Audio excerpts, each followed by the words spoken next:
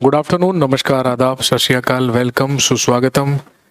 जी, class live हो चुकी है। ठीक 12 बजकर अब 49 मिनट हो चुके हैं। तारीख आप जानते हैं, आज है 17 मार्च 2021। This is absolutely live class. ये पूरी तरीके से लाइव क्लास है और आप हिस्ट्री स्पेशल के बैच में हैं और यहाँ पर हम बात कर रहे हैं किसके बारे में? इतिहास के बारे में।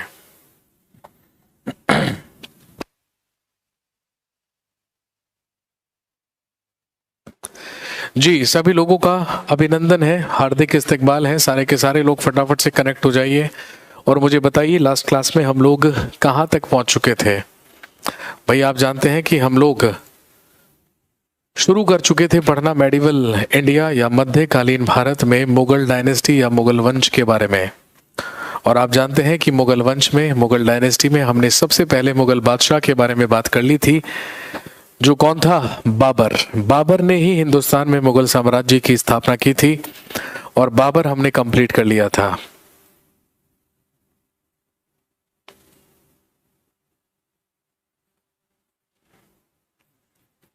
चलिए आगे बढ़ते हैं और बात करते हैं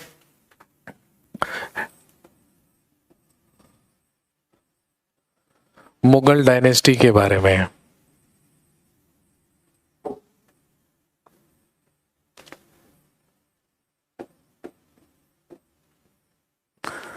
हम पढ़ रहे हैं मुगल डायनेस्टी, मुगल वंश, जो हम पढ़ते हैं 1526 ईस्वी से लेके 1707 ईस्वी तक।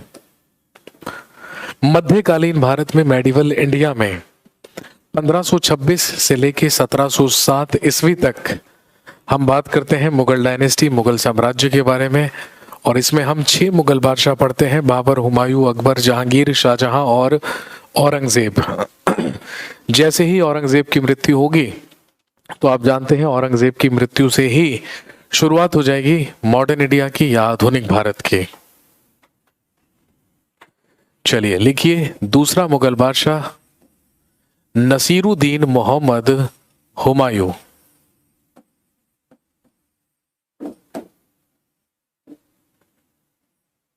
पंद्रह सौ 30 ईस्वी से लेके 1540 ईस्वी और फिर 1555 ईस्वी से लेके 1556 ईस्वी। भारत का दूसरा मुगल बादशाह बाबर का सबसे बड़ा पुत्र बना, जिसे आप नसीरुद्दीन मोहम्मद हुमायूं के नाम से जानते हैं। 1530 से लेके 1540 तक पहले इसका शासनकाल रहा 10 वर्ष। उसके बाद 15 वर्ष का बीच में है गैप। और आप अच्छी तरीके से जानते हैं कि ये जो 15 वर्ष का गैप है, ये वो पीरियड है जिसमें हुमायूं से छिना मुगल साम्राज्य और यहाँ पर स्थापना हुई सूरी डायनेस्टी या सूर वंश की, जिसमें शासन किया शेर शाह सूरी और उसके उत्तराधिकारियों ने। 15 साल तक स्ट्रगल करने के बाद 1555 ईस्वी में इसने फिर से मुगल साम्राज्य की स्थापना की और ज्यादा समय तक शासन नहीं कर पाया। 1556 ईस्वी में इसकी डेथ हो गई। इतिहासकार कहते हैं कि he was an unlucky Mughal emperor.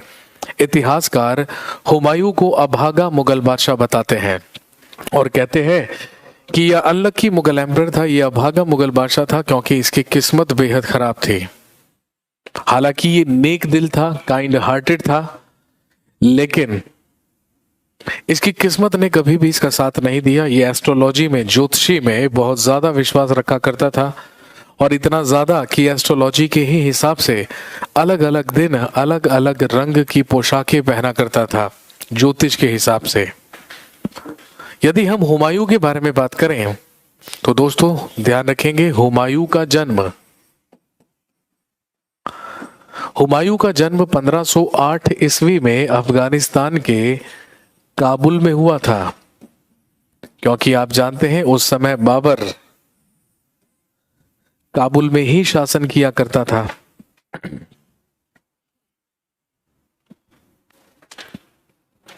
Humayun का जन्म 1508 ईस्वी में काबुल में हुआ।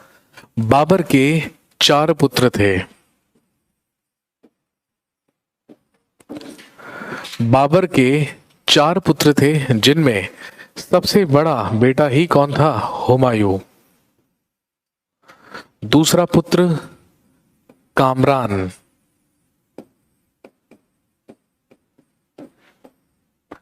तीसरा पुत्र अस्करी।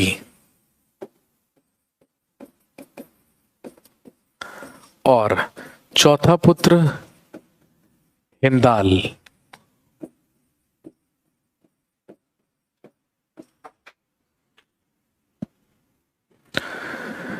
बाबर के 4 पुत्र हुए, हुमायूं, कामरान, अस्करी और हिंदाल। लेकिन बाबर का सबसे ज्यादा आज्ञाकारी और सबसे ज्यादा प्रिय पुत्र उसका सबसे बड़ा बेटा था हुमायूं, जिसका जन्म 1508 ईस्वी में काबुल में हुआ था। और बचपन से ही ये बाबर का बेहद आज्ञाकारी पुत्र हुआ करता था और बाबर भी सबसे ज्यादा करीब इसी के था। बचपन से ही बाबर के साथ सैन्य अभियान किया करता था। और जब बाबर ने हिंदुस्तान में मुगल साम्राज्य की स्थापना की थी, जब पानीपत के प्रथम युद्ध में बाबर ने इब्राहिम लोदी को पराजित करके उसकी हत्या की थी, तो आप अच्छी तरीके से जानते हैं कि हुमायूं ने ही ग्वालियर के शासक विक्रमजीत से विश्व प्रसिद्ध कोहिनूर हीरा छीनकर बाबर को गिफ्ट किया था, बाबर को भेंट किया था। इसीलिए उस हीरे को बाबरी डायमंड या बाबरी हीरा कहा जाने लगा था। लेकिन जब बाबर की मृत्यु हुई तो बाबर ने मरने से पहले अपने बड़े बेटे हुमायूं को अपने पास बुलाया और उसे अपना उत्तराधिकारी घोषित किया। और भारत का अगला मुगल बादशाह ही कौन घोषित हुआ? नसीरुद्दीन मोहम्मद या नसीरुद्दीन मोहम्मद हुमायूं। बाबर ने हुमायूं को आदेश दिया कि मेरे मरने के बाद आप चारों भाई आपस में सिंहासन के लिए या सल्तनत के लिए बिल्कुल भी झगड़ा नहीं करेंगे, लड़ाई नहीं करेंगे। बाबर ने उत्तराधिकारी हुमायूं को घोषित किया और हुमायूं को आदेश दिया कि जितना भी साम्राज्य हमारा जहां तक भी विस्तृत है, आप चारों भाई उसे आपस में बराबर बराबर बांट लेना। क्योंकि हुमायूं अपने पिता का आज्ञाकारी पुत्र था, इसीलिए हुमायूं ने अपने पिता की बात मानी। और ध्यान रखेंगे, वो मुगल साम्राज्य जिसको स्थापित हुए अभी 4 वर्ष ही हुए थे, उसका विभाजन कर दिया, उसे डिवाइड कर दिया हुमायूं ने, क्योंकि उसके पिता की अंतिम इच्छा यही थी। इतिहासकार कहते हैं कि शायद हुमायूं के द्वारा की गई ये अपनी लाइफ की, अपने जीवन की सबसे बड़ी गलती थी। और ध्यान रखेंगे, ये मध्यकाल का एकमात्र और पहला शासक माना जाता है जिसने अपने साम्राज्य को अपने भाइयों में विभाजित किया था, डिवाइड किया था, क्योंकि इसके पिता की इच्छा यही थी। लेकिन इतिहासकार कहते हैं कि ये गलती कर बैठा था, क्योंकि एक नया साम्राज्य जिसे स्थापित हुए अभी 4 वर्ष ही हुए थे, उसे डिवाइड करके हुमायूं ने क्या कर दिया? कमजोर बना दिया। और यही कारण हुआ कि बाबर की ही इच्छा के अनुसार हुमायूं ने साम्राज्य का विस्तार किया। अपने पास दिल्ली और आगरा का क्षेत्र रखा, कामरान को दे दिया गया अफगानिस्तान के काबुल और कंधार का क्षेत्र, अस्करी को मिला संभल, और हिंदाल को दे दिया गया राजस्थान का अलवर क्षेत्र। और वो मुगल साम्राज्य जिसे स्थापित हुए अभी ज्यादा टाइम नहीं हुआ था, उसका विभाजन कर दिया हुमायूं ने। लेकिन इसका नतीजा ये हुआ कि जो इसी के भाई थे वो इसी के खिलाफ होकर इसी के खिलाफ विद्रोह करने लगे। लेकिन हुमायूं बार बार विद्रोह को नियंत्रित करके, कंट्रोल करके अपने भाइयों को माफ कर दिया करता था। इसीलिए इतिहासकार कहते हैं कि हुमायूं बेहद नेक दिल था, और जरूरत से ज्यादा नेक दिल होना भी शायद इसके पतन का कारण बना, शायद इसकी हार का कारण बना। एक तरफ तो अपने ही तीनों भाई हुमायूं के खिलाफ हो गए, हुमायूं के दुश्मन बन गए, और दूसरी तरफ 3 और दुश्मन पहले से ही मौजूद थे। बंगाल में शासन कर रहा था महमूद लोदी, भाई वही महमूद लोदी जो इब्राहिम लोदी का चचेरा भाई हुआ करता था। और आप जानते हैं, घाघरा के युद्ध में महमूद लोदी ने ही अफगानों की सेना का नेतृत्व किया था बाबर के खिलाफ। हालांकि अफगानों की हार हुई थी, लेकिन ये अभी भी चाहता था मुगलों को हिंदुस्तान से बाहर निकालना और एक बार फिर से अफगानों का शासन हिंदुस्तान में स्थापित करना। इस समय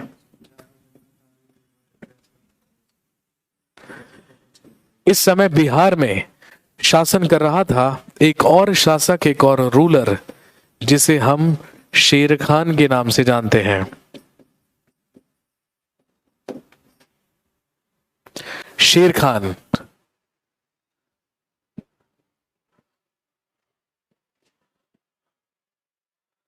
और उस समय गुजरात में शासन कर रहा था बहादुर शाह।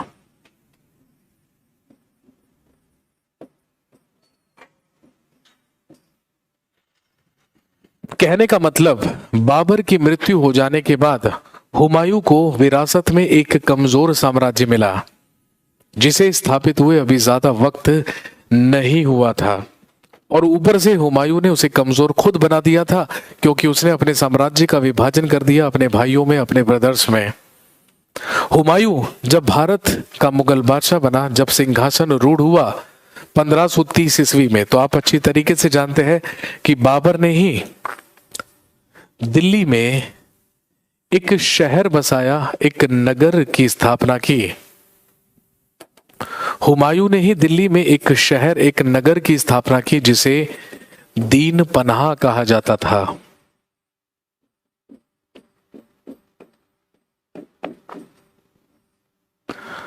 और यदि हम हुमायूं के प्रथम आक्रमण के बारे में बात करें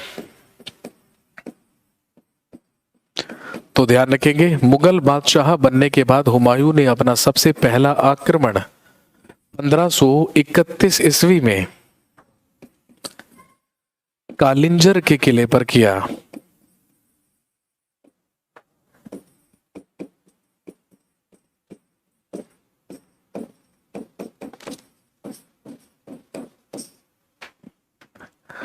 हुमायूं ने अपना सबसे पहला आक्रमण 1531 ईस्वी में 1531 में कालिंजर के किले पर किया, जिस समय वहां का शासक हुआ करता था प्रताप रुद्रदेव।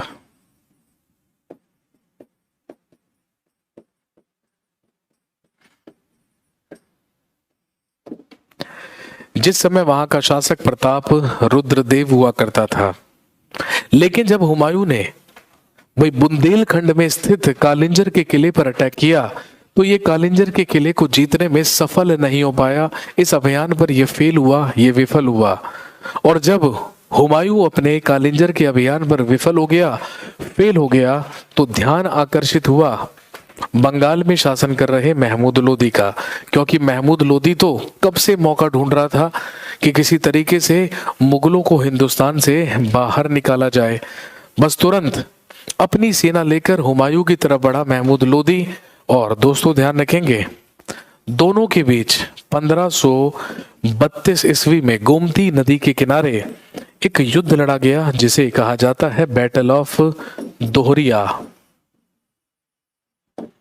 जो कहलाता है दोहरिया का युद्ध।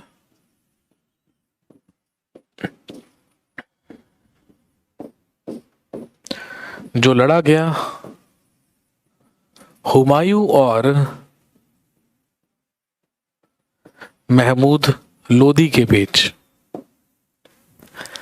इब्राहिम लोदी के चचेरे भाई महमूद लोदी और हुमायूं के बीच 1532 ईस्वी में दोहरिया का युद्ध या दोहरिया का बैटल लड़ा गया।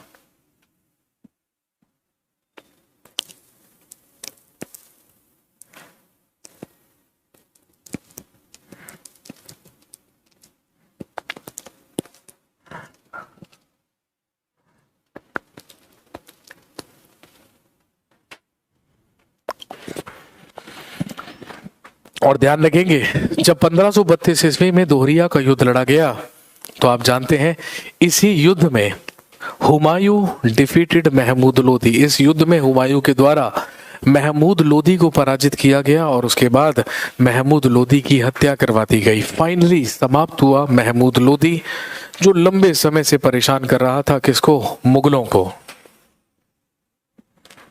लेकिन महमूद लोदी के मरने से सबसे ज्यादा फायदा हुआ बिहार में शासन कर रहे शेर खान को। ये जो शेर खान था, इसका वास्तविक नाम फरीद हुआ करता था और आगे चलकर यही शेर शाह सूरी भी कहलाएगा। अभी तक तो केवल दक्षिणी बिहार में शासन कर रहा था शेर खान या फरीद, लेकिन जब महमूद लोदी मारा गया तो आप अच्छी तरीके से जानते हैं कि बिहार के साथ साथ बंगाल पर भी शेर खान ने अधिकार कर लिया। और ये जो शेर खान था ये रहा करता था बनारस के ही समीप चुनारगढ़ फोर्ट में या चुनारगढ़ के किले में।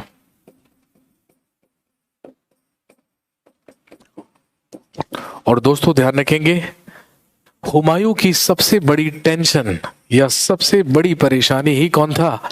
शेर खान। क्योंकि हुमायूं अच्छी तरीके से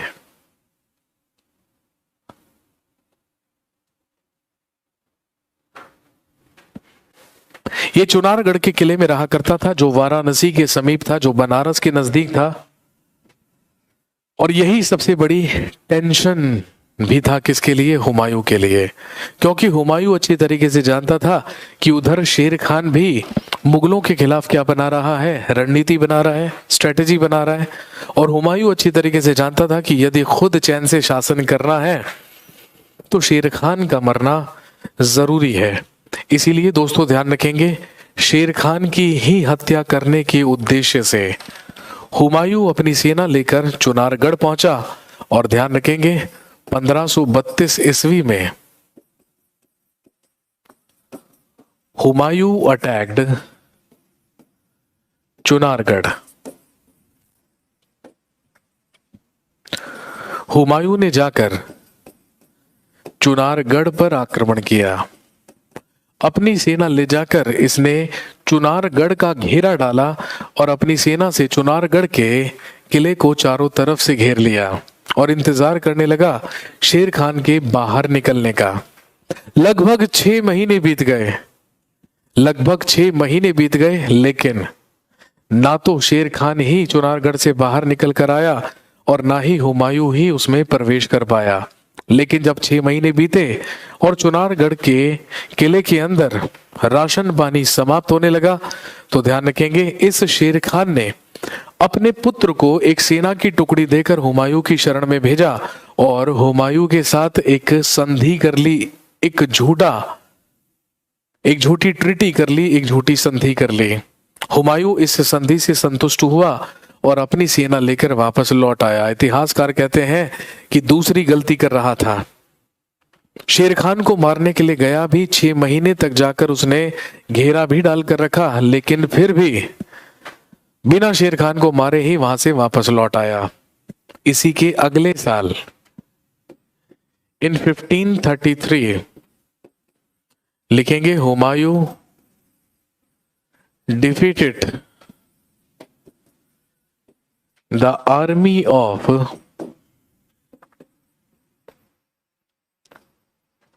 बहादुर शाह। 1533 ईस्वी में 1533 ईस्वी में हुमायूं ने बहादुर शाह की सेना को पराजित किया। और आप अच्छी तरीके से जानते हैं, Bahadur Shah was the ruler of Gujarat. Bahadur Shah को पराजित किया। बहादुर शाह की भी सेना वापस गुजरात लौट गई। लेकिन अब एक ही टेंशन बची हुई थी, जो कौन था? शेर खान। लेकिन शेर खान तो अपने बेटे को हुमायूं की शरण में भेज चुका था। और आप अच्छी तरीके से जानते हैं, ये केवल और केवल शेर खान की एक स्ट्रेटेजी थी, एक रणनीति थी।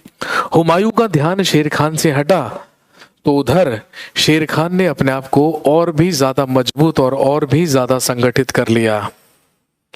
और उसने रणनीति बनाई हुमायूं के खिलाफ कि वो हुमायूं पर अटैक करेगा और हुमायूं पर अटैक करके मुगल साम्राज्य को नष्ट करके हुमायूं को हिंदुस्तान से बाहर भगाएगा। क्योंकि आप जानते हैं, कल की क्लास में मैंने आपको बताया था कि जब चंदेरी का युद्ध शेर खान ने या फरीद ने बाबर की तरफ से लड़ा था, तो उसी के बाद वो मुगलों की सेना छोड़कर आ गया था और उसी ने कसम खाई थी कि वो एक दिन मुगलों को हिंदुस्तान से बाहर निकालेगा। उधर हुमायूं शेर खान को लेकर निश्चिंत हो गया और इधर शेर खान हुमायूं के ही खिलाफ स्ट्रेटेजी बनाने लगा। अब एक बार फिर से नींदें उड़ने लगी हुमायूं की, क्योंकि जो शेर खान था वो हुमायूं पर अटैक करने की रणनीति बना चुका था। एक बार फिर से शेर खान पर ही अटैक किया किसने? हुमायूं ने। लिखेंगे 1538 में हुआ सेकंड अटैक ऑन चुनारगढ़।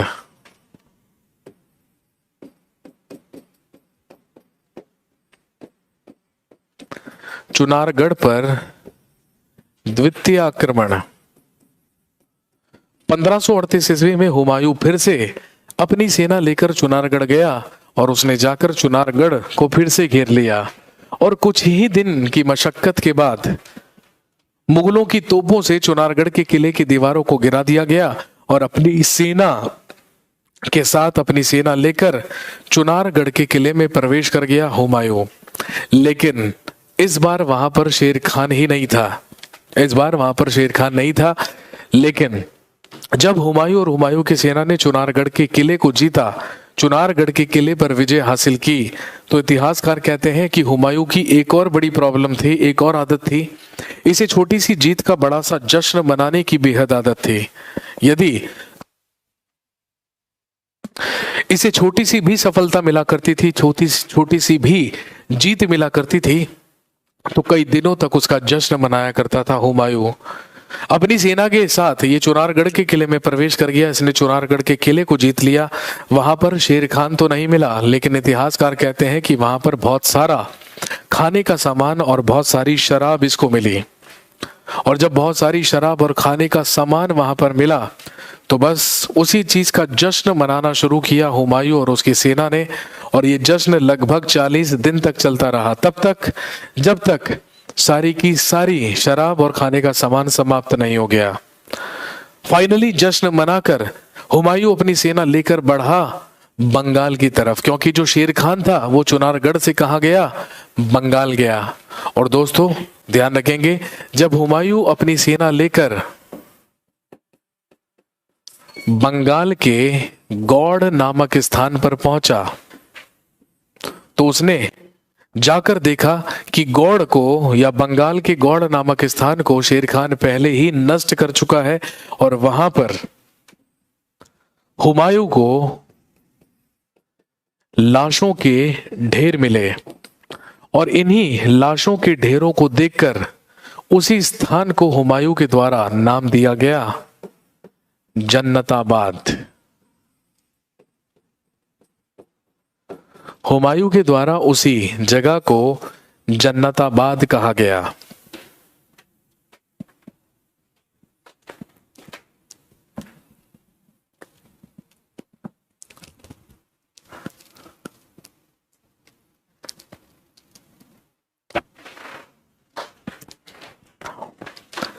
कहने का मतलब हुमायूं अपनी सेना लेकर आगरा से कहां तक पहुंच गया? बंगाल के गौड़ तक पहुंच गया, लेकिन फिर भी शेर खान हाथ नहीं आया। अब हुमायूं के पास कोई चारा नहीं था सिवाय अपनी हारी थकी सेना को लेकर वापस लौटने के।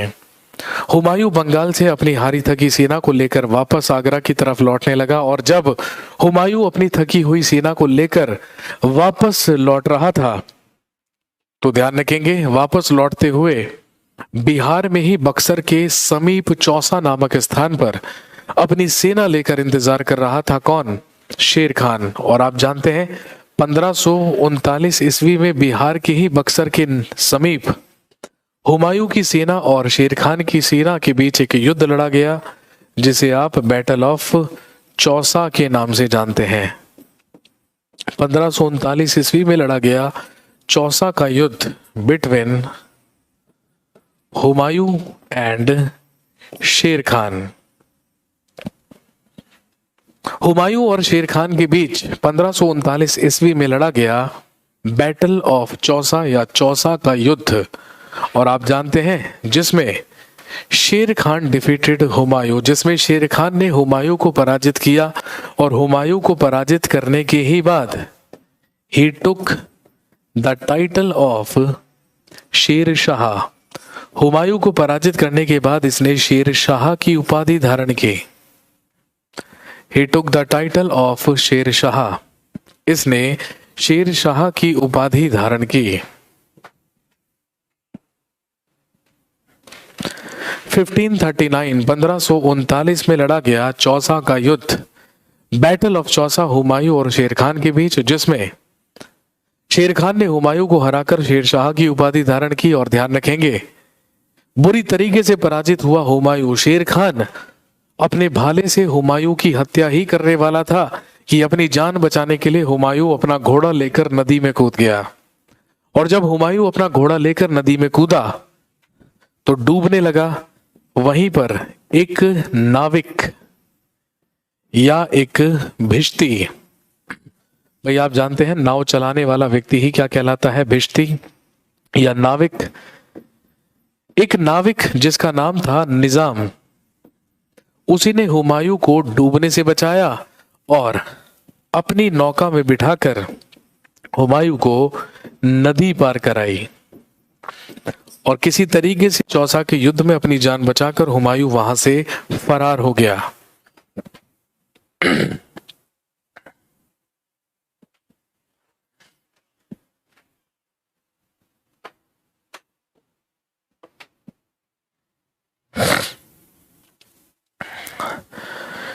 जैसे तैसे चौसा के युद्ध से अपनी जान बचाकर वापस आगरा पहुंचा। और जब जाकर हुमायूं सिंहासन पर बैठा तो दोस्तों ध्यान रखेंगे, हुमायूं पहले दिन खुद सिंहासन पर नहीं बैठा, उसने निजाम नामक ही इस नाविक को बुलाया, निजाम नाम के ही इस व्यक्ति को बुलाया और इसी को सम्मानित करने के लिए अपने सिंहासन पर एक दिन के लिए बिठाया और इसी निजाम नाम के व्यक्ति को बनाया एक दिन का बादशाह। क्वेश्चन आता है, भारत के इतिहास में एक दिन का बादशाह बनाने वाला शासक कौन कहलाता है? हुमायूं।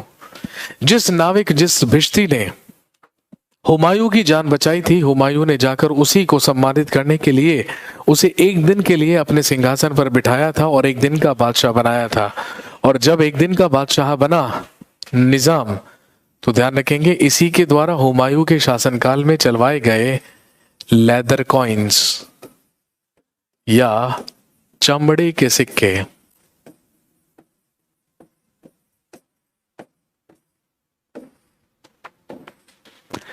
इसी के द्वारा लेदर कॉइन्स या चमड़े के सिक्के चलवाए गए।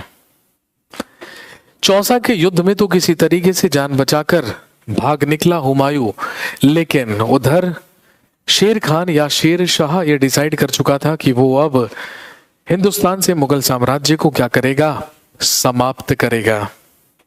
बस अगले ही साल शेर खान ने हुमायूं को फिर घेर लिया और लड़ा गया एक निर्णायक युद्ध जो कहलाता है बैटल ऑफ बिलग्राम या बैटल ऑफ कन्नौज।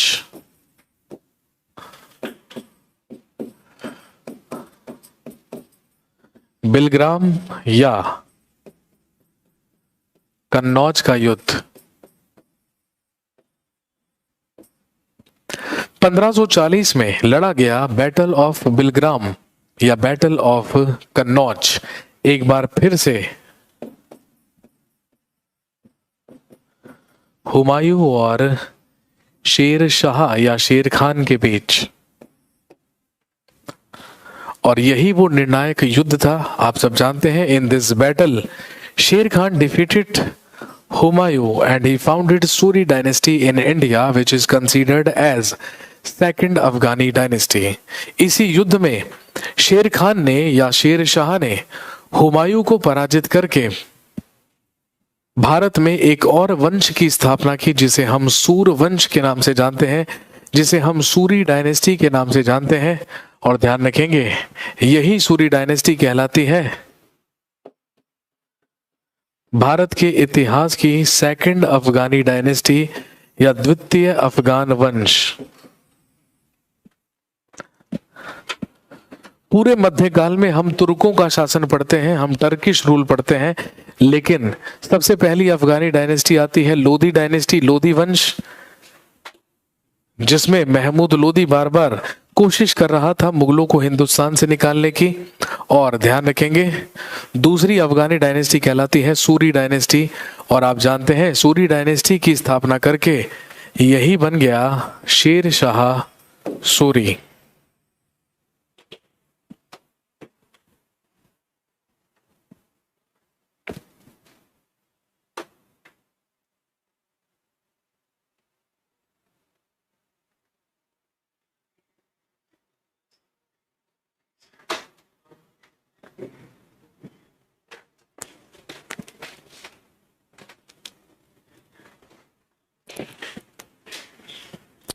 गुलशन, एक बार चेक करना, वो स्टूडेंट्स कह रहे हैं कि कल की क्लास प्ले नहीं हो रही है। चेक करा ले तो भाई।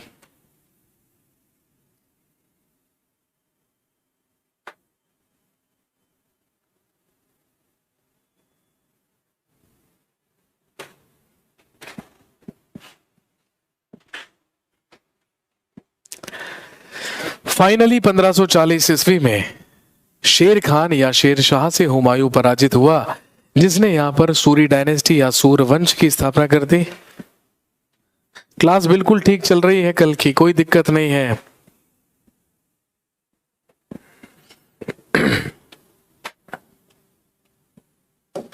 इसके बाद आप जानते हैं हुमायूं का निर्वास काल शुरू हुआ, स्ट्रगलिंग फेज शुरू हुआ, और इसी के अगले साल इन 1541 लिखेंगे हुमायूं गॉट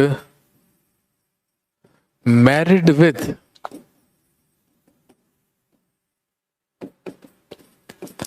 हमीदा बानो बेगम।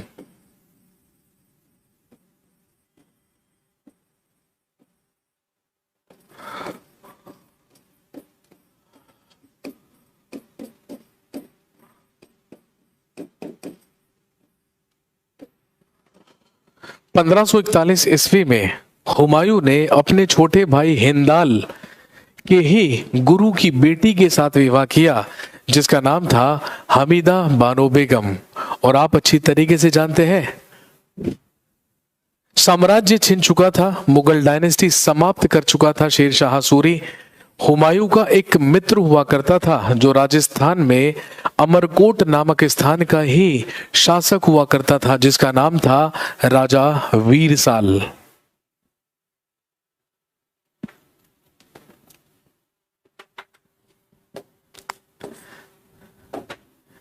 लिखेंगे आफ्टर दैट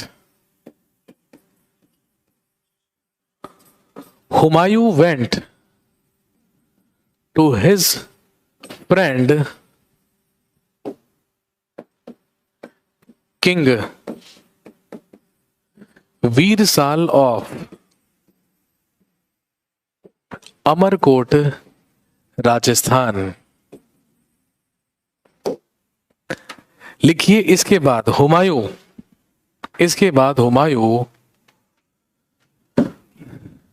राजस्थान के अमरकोट के शासक अपने मित्र राजा वीरसाल की शरण में गया।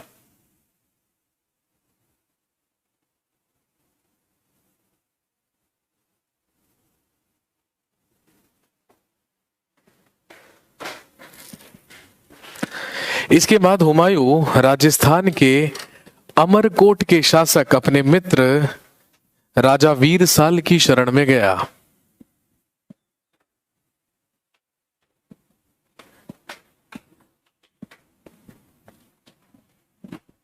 हुमायूं का ही एक मित्र हुआ करता था जो राजस्थान में अमरकोट नामक स्थान का शासक हुआ करता था। उसी से मदद मांगने, उसी के पास शरण लेने के लिए पहुंचा हुमायूं। और ध्यान रखेंगे ये राजस्थान का अमरकोट नामक स्थान बेहद इंपॉर्टेंट जगह है, और राजा वीरसाल का महल भी बेहद इंपॉर्टेंट है, क्योंकि यहीं पर अगले ही साल 15 अक्टूबर सन 1542 ईस्वी को लिखेंगे हुमायूं's सन वॉज बॉर्न, हुमायूं के पुत्र का जन्म हुआ।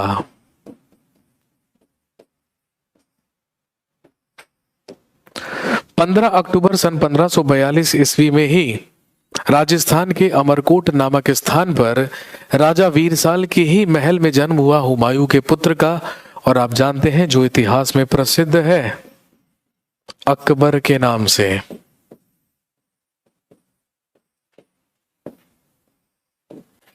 अकबर का जन्म हिंदुस्तान में ही हुआ था, बाबर का फरगना में, हुमायूं का काबुल में, लेकिन अकबर का जन्म राजस्थान के ही अमरकोट नामक स्थान पर हुआ था।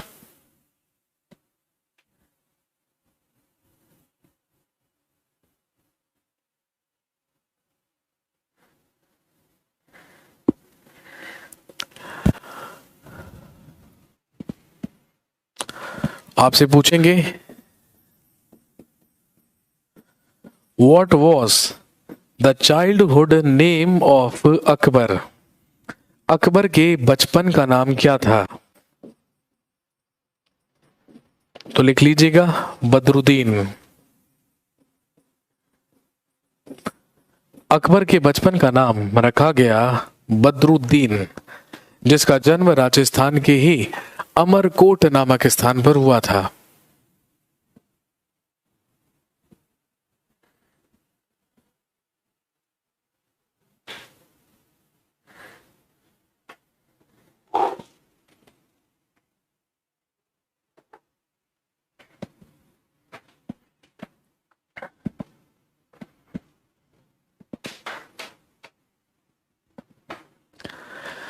इसके बाद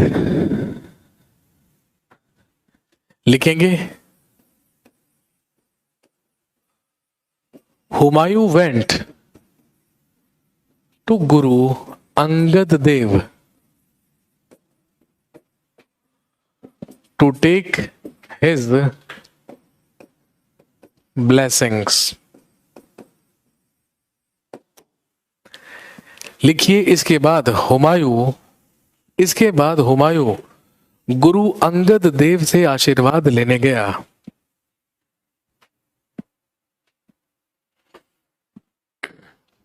इसके बाद हुमायूं गुरु अंगद देव से आशीर्वाद लेने गया। और आप जानते हैं सिखों के सेकंड गुरु, दूसरे गुरु ही कौन हुए हैं? गुरु अंगद देव। इन्हीं से मिलने के लिए, इन्हीं से आशीर्वाद लेने के लिए हुमायूं इनके पास गया। और गुरु अंगद देव से आशीर्वाद लेकर फाइनली हुमायूं डिसाइडेड कि अभी तक जीवन में जितनी भी गलतियां की हैं, अब उन सब को क्या करना है? सही करना है, उन सब को सुधारना है। और इसने कसम खाई कि वो मुगल साम्राज्य जिसकी स्थापना बड़ी मशक्कत और बड़े एफर्ट्स के बाद मेरे पिता बाबर ने की थी, वो उस साम्राज्य की स्थापना दोबारा करेगा। इसके बाद अपने नवजात पुत्र बदरुद्दीन या अकबर को उसी की दाई माँ, आप जानते हैं माहम अनगा और जीजी अनगा के पास छोड़कर हुमायूं अपनी पत्नी हमीदा बानो बेगम को लेकर चला गया पर्शिया, ईरान। पर्शिया जाकर, ईरान जाकर उसने सुन्नी मत को छोड़कर शिया मत भी अपना लिया। शिया मत मतलब आप जानते हैं इस्लाम में दो कम्युनिटीज होती हैं, शिया और सुन्नी। ये सुन्नी मुसलमान था, लेकिन इतिहासकार ऐसा कहते हैं कि पर्शिया जाकर इसने शिया मत अपना लिया था, क्योंकि ये पर्शिया से मदद चाहता था अटैक करने की। कहां पर? अफगानिस्तान में। क्योंकि आप जानते हैं अफगानिस्तान में इसी का ही भाई शासन कर रहा था, जिसका नाम था कामरान। तो फाइनली ये पर्शिया गया और पर्शिया से ही मदद लेकर आया। और फाइनली 1545 ईस्वी में हुमायूं कॉन्कर्ड काबुल एंड कंधार। 1545 ईस्वी में हुमायूं ने काबुल और कंधार पर अधिकार किया। आप जानते हैं वहां पर इसी का भाई कामरान शासक किया करता था। कामरान की ही हत्या करवाकर इसने कामरान से ही काबुल और कंधार छीना। और आप जानते हैं काबुल में ही हुमायूं का सेनापति या आर्मी चीफ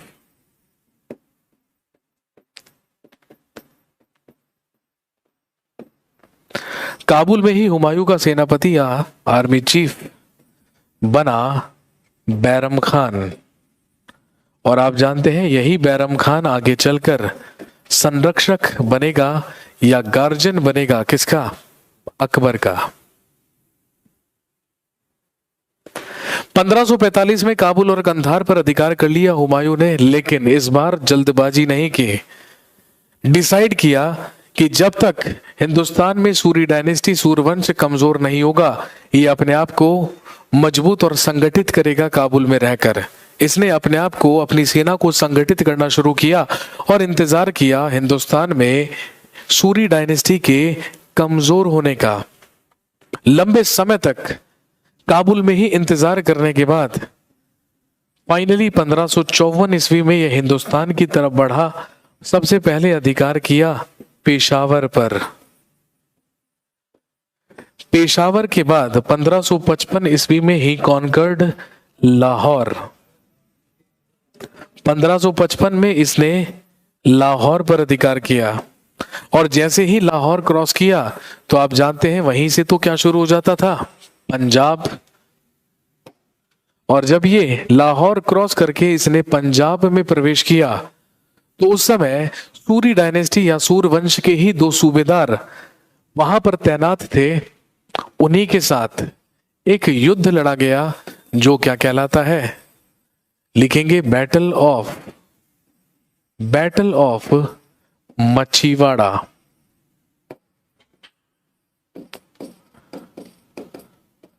मछीवाड़ा का युद्ध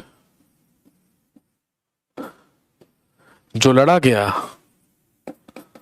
हुमायूं और पंजाब के ही दो सूबेदारों के बीच, जिनके नाम थे, एक का नाम था नसीब खान और दूसरे का नाम था तातार खान। नसीब खान और तातार खान और हुमायूं के बीच मछीवाड़ा का युद्ध लड़ा गया, बैटल ऑफ मछीवाड़ा। और इसी युद्ध में हुमायूं डिफीटेड नसीब खान एंड तातार खान, अपनी सेना लेकर और आगे बढ़ा और आप जानते हैं पंजाब के ही लुधियाना के समीप सरहिंद नामक स्थान पर पहुंच गया हुमायूं अपनी सेना लेकर। और ध्यान रखेंगे बस यहीं पर एक निर्णायक युद्ध लड़ा गया 1555 ईस्वी में जो कहलाता है battle of Sirhind. Battle of Sirhind या सरहिंद का युद्ध जो लड़ा गया हुमायूं और सूरी डायनेस्टी के आखिरी शासक के बीच, जिसका नाम था सिकंदर सूरी। और ध्यान रखेंगे इसी युद्ध में Humayun defeated Sikandar Suri and founded Mughal dynasty again. इसी युद्ध में हुमायूं ने सिकंदर सूरी को पराजित करके पुनः या दोबारा मुगल साम्राज्य की स्थापना की।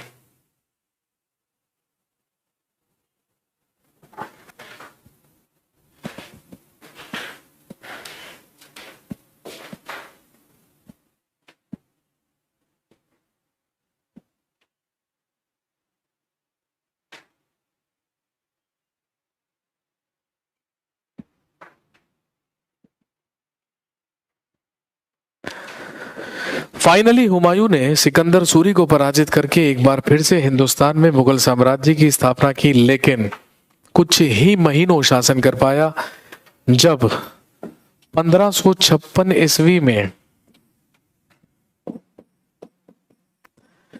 दीन पनाह नामक स्थान पर अपने ही पुस्तकालय, अपने ही लाइब्रेरी की छत पर शाम की नमाज पढ़ रहा था। इसकी लाइब्रेरी को कहा जाता था शेर मंडल।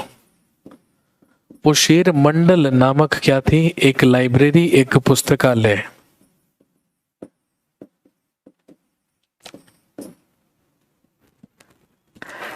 पंद्रह सौ छप्पन में जब दीन पन्हा में शेर मंडल नामक पुस्तकालय की छत पर शाम की नमाज पढ़ रहा था हुमायूं, तो नमाज पढ़कर जैसे ही उतरने लगा तो आप जानते हैं पांव लड़खड़ाए। अफीम का आदी था, बहुत ज्यादा अफीम का सेवन किया करता था। क्वेश्चन भी आता है अफीम का आदी मुगल बादशाह किसे कहा जाता है, हुमायूं को। हुमायूं ही वो मुगल बादशाह था जो अफीम का आदी था, अफीम का अत्यधिक सेवन किया करता था। सर फेयर कॉपी कैसे बनाएं? बेटे कौन से ग्रह से आए हो आप? स्कूल के बच्चे हो, आप स्कूल में पढ़ते हो अभी भी? रफ कॉपी, फेयर कॉपी है ना, CWHW, class work, homework, assignment के लिए अलग, फिर प्रैक्टिकल फाइल अलग। कर क्या रहे हो आप? क्या कर गुजरना चाहते हो सबसे पहले बताइए। फेयर कॉपी कैसे बनाए? भाई मुझे क्या पता कैसे बनाए, मैं यहां पे आपकी कॉपियां थोड़ी बनवाने आया हूं।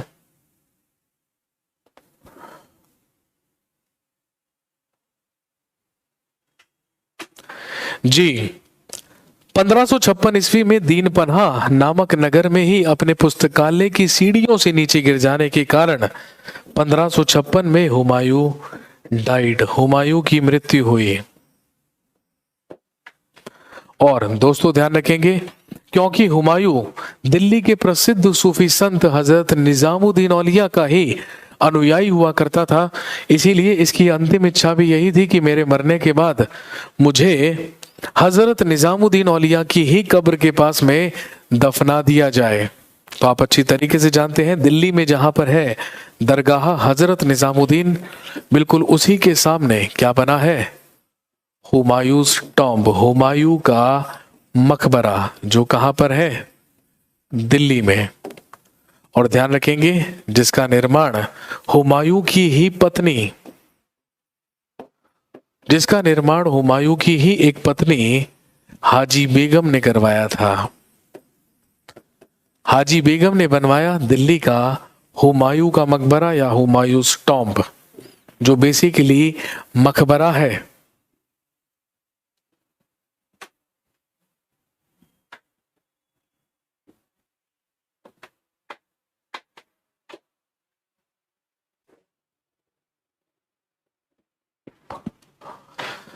और ध्यान रखेंगे, द बायोग्राफी ऑफ हुमायूं या हुमायूं की जीवनी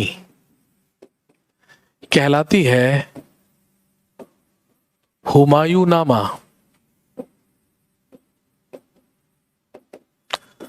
हुमायूं की जीवनी कहलाती है हुमायूं नामा, जिसे हुमायूं की ही सिस्टर या बाबर की ही पुत्री ने लिखा था। मैंने कल भी आपको बताया था, जिसका नाम था गुलबदन बेगम।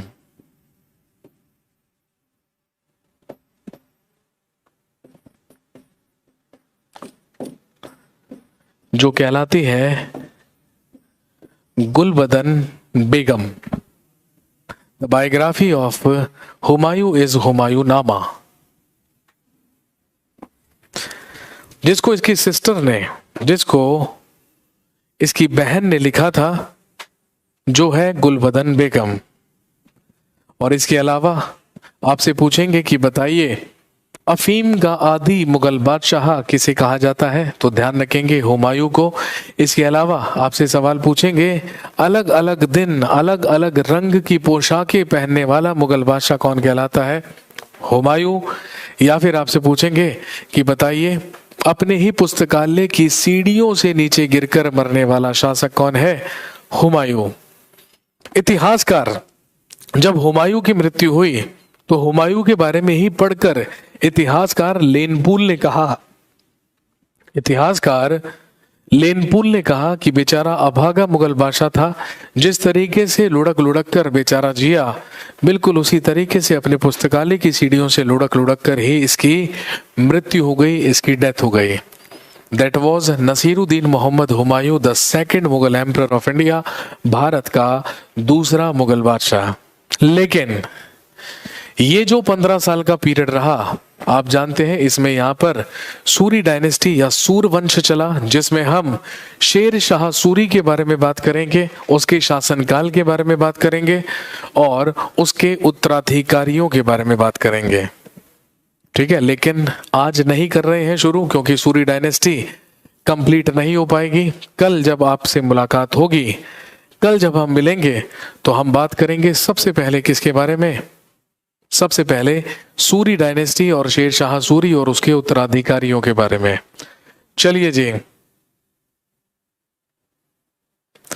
अब जिसका जो डाउट, जो सवाल है वो पूछ लीजिए। अगर मुझे ऐसा लगेगा कि आपका डाउट वाजिब है, एग्जाम के लिए इंपॉर्टेंट है, तो डेफिनेटली उसे यहां पर एंटरटेन कर लिया जाएगा। जल्दी से पूछ लीजिए जिसको जो पूछना है।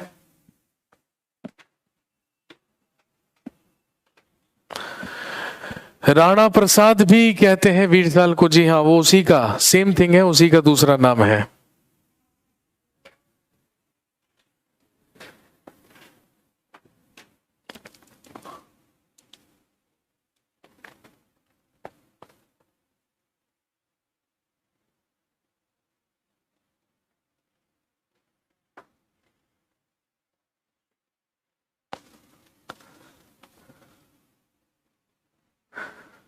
हुमायूं नामा लैंग्वेज पर्शियन, फारसी।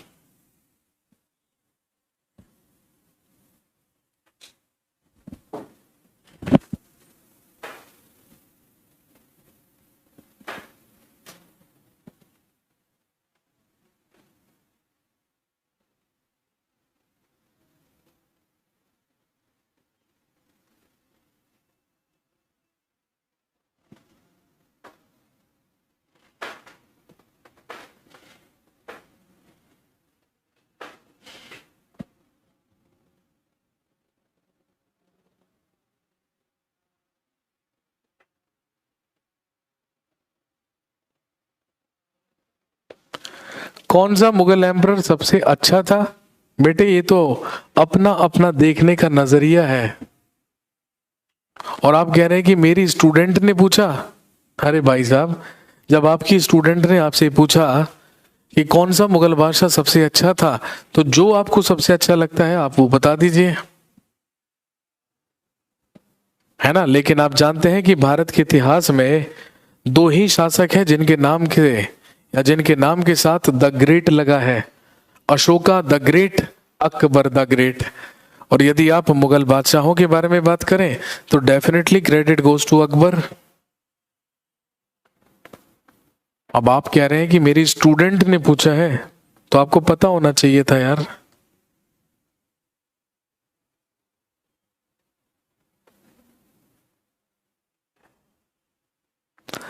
हुमायूं ने किस नगर की स्थापना की? येरा भाई, दीन बना बता तो चुके हैं, सामने लिखा भी हुआ है।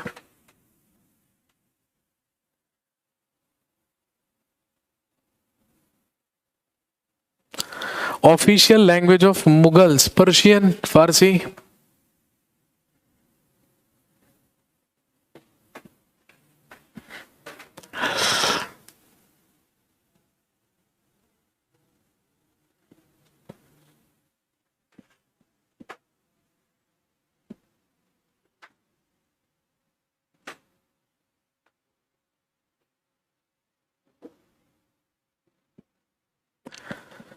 चलिए कल आपसे मुलाकात करते हैं और कल बात करेंगे